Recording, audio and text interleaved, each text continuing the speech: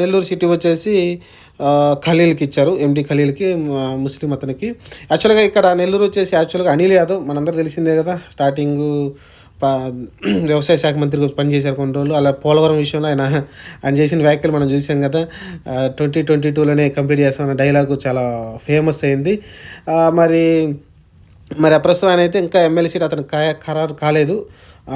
ఇప్పుడు ఏమో సైలెంట్ కూడా ఉంటున్నాడు. మరి ఎమ్మెల్యే సీటు ఎక్కడి నుంచి ఇస్తారు మరి చూడాలి. మరి ప్రస్తుతానికైతే నెల్లూరుకైతే ఎండి ఖలీల్ గారికి అయితే ఇవ్వడం చూసాం. ఇది ఓవరాల్గా మొత్తం అయితే మనం చూస్తే ఫస్ట్ జాబితాలో 11 నియోజకవర్గాలు, తర్వాత రెండో జాబితాలో 27, మూడో జాబితాలో 21 అలా ఇచ్చుకుంటూ వచ్చారు. ఇప్పుడు ఆరో దాంట్లో అయితే కొంచెం ఓవరాల్గా మొత్తం చూసుకుంటే ఆరో జాబితాలో 10 మందికి, మొత్తం చూసుకుంటే 67 మంది దాకా ఎమ్మెల్యేలకి అయితే ఇన్ఛార్జీలుగా ప్రకటించారు. అలానే 18 పార్లమెంటు స్థానాలకైతే ఇన్ఛార్జీలుగా అయితే ప్రకటించారు. ఇంకా చాలా ఉంది, 50% కూడా కాలేదు. ఎమ్మెల్యేలు అయితే ఆల్మోస్ట్ పార్లమెంట్లో అయితే క్లియర్ అయినట్టే.